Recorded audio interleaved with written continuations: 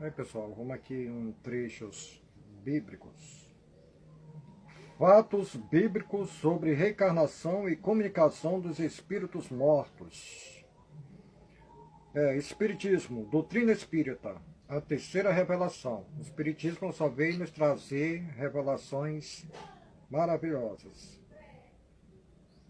Vamos ver aqui as profecias.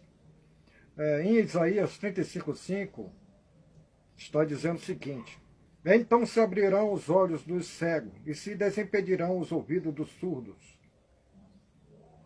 1 Coríntios 2:9, mas como está escrito, nem olhos viram, nem ouvidos ouviram, nem jamais penetrou em coração humano o que Deus tem preparado para aqueles que o amam.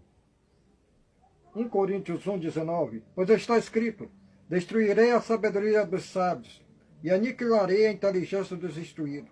Onde está a sábio? Onde é o escriba? Onde o inquiridor deste século? Porventura não tornou Deus louco a sabedoria do mundo? João 14:26. Mas o Consolador, o Espírito Santo, a quem o Pai enviará em meu nome, esse vos ensinará todas as coisas e vos fará lembrar de tudo que vos tenho dito. Isso Jesus Cristo. Apocalipse 10:7. Mas no dia da voz do sétimo anjo, quando ele estiver para tocar a trombeta, cumprir-se-á então o mistério de Deus, segundo ele anunciou aos seus servos, os profetas. Isaías 8:18-19. Eis-me aqui, e os filhos que o Senhor me deu para sinais e para maravilhas em Israel, da parte do Senhor dos Exércitos, que habita no monte Sião. Quando vos disserem, consultai os necromantes e os adivinhos, que estireiam e murmuram, acaso não consultará o povo ao seu Deus? A favor dos vivos se consultarão os mortos. Só um detalhe, José do Egito era adivinho. Isso está lá em Gênesis 44:5-15. Hebreus 2:13-14. E outra vez eu porei nele a minha confiança, e ainda, eis aqui estou, eu os filhos que Deus me deu. Visto, pois, que os filhos têm participação comum de carne e sangue, deste também ele igualmente participou, para que por sua morte destruísse aquele que tem o poder da morte, a saber, o diabo. 1 Coríntios 15:26. O último inimigo a ser destruído é a morte. Essa é a minha luta. Eu quero destruir, junto com o Mestre Jesus, a morte, porque a morte não existe. A vida continua, com certeza. E é isso, e a missão de Jesus Cristo foi essa. Veio trazer que a vida continua. Ninguém, quando morre, vai ficar lá esperando dormindo para dos fins dos tempos ressuscitar, não. Todos estão vivos. Todos estão em vida, trabalhando. Apocalipse 11:15. O sétimo anjo tocou a sua trombeta, e houve no céu grandes vozes, dizendo, o rei do mundo se tornou do nosso Senhor e do seu Cristo, e ele reinará pelos séculos dos séculos. Prova da comunicação dos espíritos mortos. 1 Samuel 15:2-3. Assim diz o Senhor dos Exércitos, vai, pois, agora, e fera Meleque, e destrói totalmente tudo o que tiver. E nada lhe poupes, matarás homens e mulheres, menino e criança de peito, bois, ovelhas, camelos e jumentos. E Saul e o povo paparam Agag, o melhor das ovelhas e dos bois, os animais gordos, os cordeiros, o melhor que havia, e não quiser destruir totalmente. Porém, toda a coisa vil e desprezível destruíram. Arrependo-me de haver constituído Saul rei, porquanto deixou de me seguir e não executou as minhas palavras.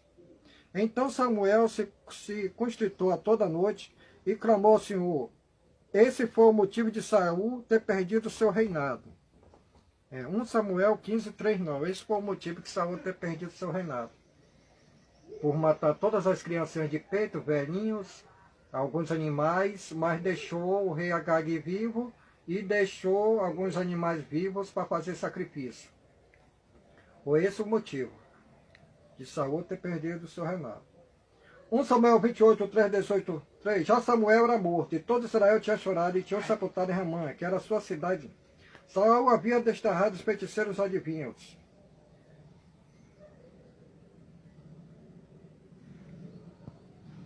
Aí aqui é o Saul conversando já depois de morto com Samuel, já depois de morto, conversando com o profeta, com Saul. Como tu não deste ouvido à voz do Senhor, não executaste o que ele não furou da sua ira, ordenou contra Meleque, por isso o Senhor te fez isso, te fez hoje isto. 1 Samuel 15:3. O Senhor entregará também a Israel contigo nas mãos dos filisteus, e amanhã tu e teus filhos comigo estareis comigo no acampamento de Israel. E o Senhor entregará na mão dos filisteus. Isso aqui é Samuel em espírito morto falando com Saul, depois de morto, profetizando a morte de Saul. Samuel era vidente. Aqui, Samuel em espírito dizendo que na batalha Saul ia perder e ia morrer com seus filhos. E realmente aconteceu. Isso aqui é uma prova que a vida continua, né? Ele morreu, mas a vida deles continuaram lá. Porque Samuel não estava em espírito, já morto. Se ele disse que amanhã Saul e seus filhos estariam com ele estaria em espírito, não ia dormir.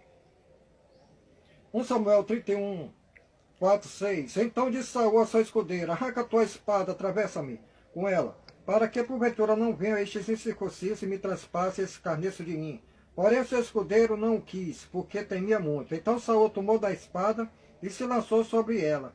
Vendo, pois, o seu escudeiro que Saul já era morto, também ele se lançou sobre a sua espada e morreu com ele. Isso aqui foi suicídio. 2 suicídios. Em 1 Crônica 10, 3, 14, assim morreu Saul por causa da sua transgressão cometida contra o Senhor, por causa da palavra do Senhor que ele não guardara. Qual foi a palavra do Senhor que ele não guardara?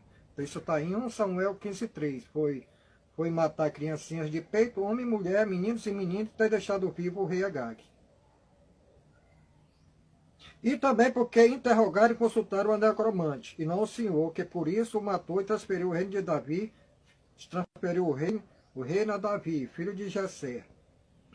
Aqui em 1 Samuel 31, 4, 5, não foi Deus que matou Samuel, não foi esse Senhor. Aqui está dizendo que foi o Senhor, né? Mas aqui também não está dizendo a palavra Deus aqui. O Senhor não matou Saul. Isso aqui, Saul cometeu suicídio. Agora, muitos dizem assim, foi Deus que matou Saul. Não, isso não existe, não. Deus não anda matando ninguém aqui. Aqui, essa passagem daqui, quem mandou ele fazer isso, se chama-se o Senhor dos Exércitos. Agora, esse espírito aqui que estava falando com Samuel, que ordenou isso aqui, muitos dizem que ele é Deus, mas não acredito não, que Deus não é fazer uma barbaridade dessa, matar criancinhas de peito, essas coisas não. Isso não provém de Deus, não. Agora, muitos querem porque querem que seja Deus. Mas eu não acredito não. Está dizendo aqui o Senhor. Nenhuma parte desse trecho aqui, ninguém ouve aqui essa palavra de Deus. Só ouve a palavra o Senhor. Deus não. Moisés, o mesmo que proibiu a comunicação dos espíritos mortos, em Deuteronômio 18:11, nem encantador, nem necromante, nem mágico, nem quem consulte os mortos. Toda a proibição de Moisés era em direção ao povo de Israel, que matava criancinhas em sacrifício aos espíritos inferiores, no fogo, ainda mais assada no fogo. E usava a comunicação com os mortos por interesse, sem nenhum fim instrutivo.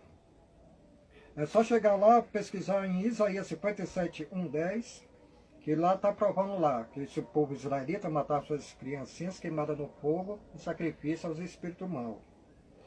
E as palavras espiritismo e espírita médio não existem na Bíblia traduzidas pelo original. Não existe a palavra espiritismo, nem médio, nem espírita. Essas palavras foram criadas por Allan Kardec no século XIX.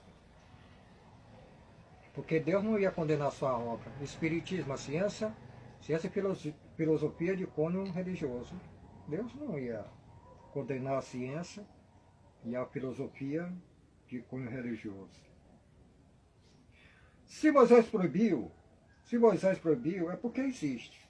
Se Moisés proibiu a comunicação dos mortos, porque existe. Você só proíbe algo porque algo existe. Igual as leis.